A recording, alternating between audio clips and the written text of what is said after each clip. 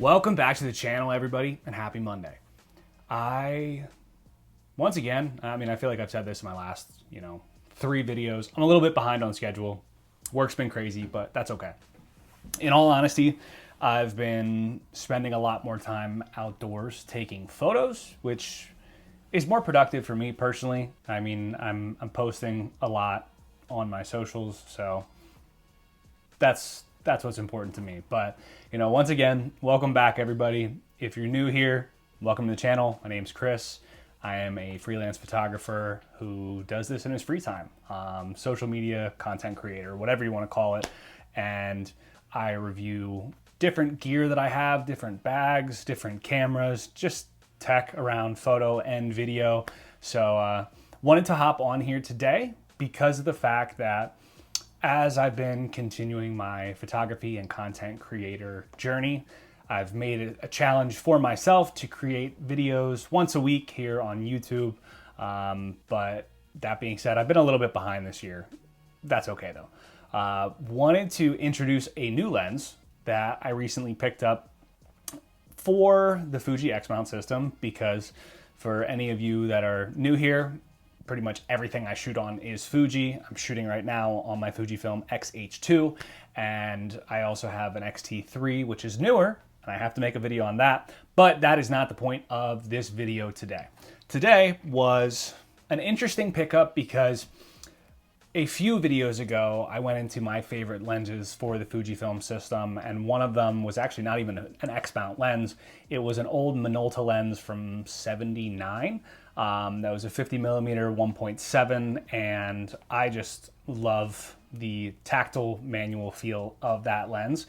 So I went and picked up some additional manual lenses.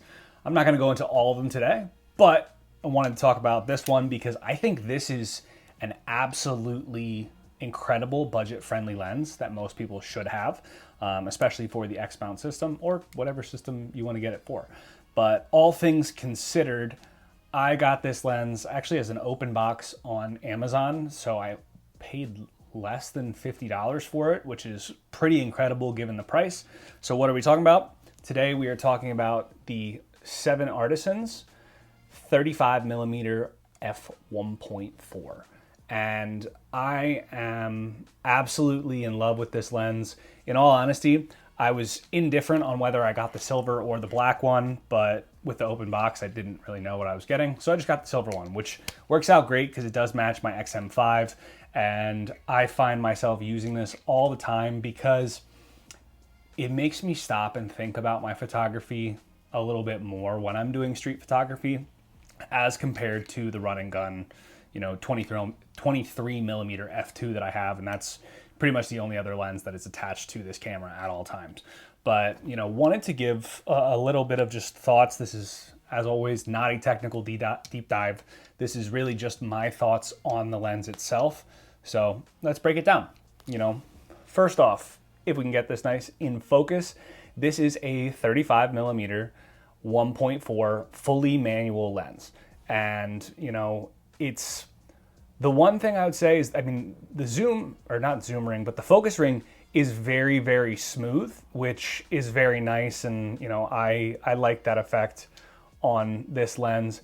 My one complaint is that the aperture ring is very, very smooth. And I'm somebody who, when it comes down to using manual lenses myself, I like clickable aperture rings. I also got, I want to say it's the TT Artisan 25mm f2, and that's much more clickable.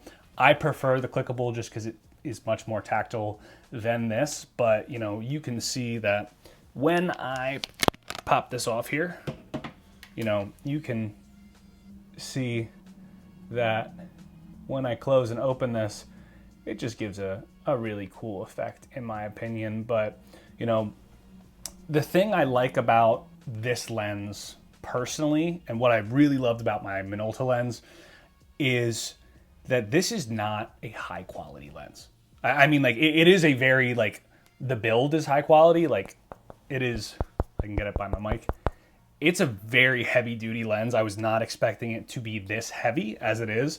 Clearly not weather sealed in any way, shape, or form, but You know, this this lens is like almost as heavy as the XM5 itself, and I think it looks great on the XM5. I wish the silver matched up a little bit better, but that's just because I'm a little bit picky when it comes to colors, so that's why I kind of wish I had the black one.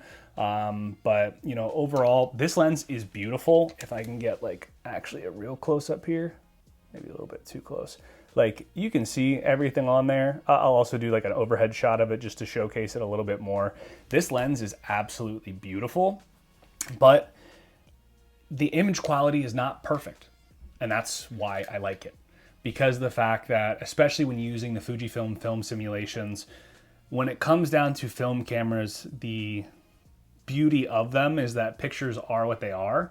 And while clearly digital, you can shoot 1,000,001 and retake it whenever you want as compared to a film roll, this just makes things imperfect. And I really like that about this lens, and it's why I picked up the TT Artisan. It's why I use the Minolta one, which is 50mm. But this is, in my opinion, this works a little bit better for street photography, even though it is a 35mm, but it also produces some pretty beautiful portraiture.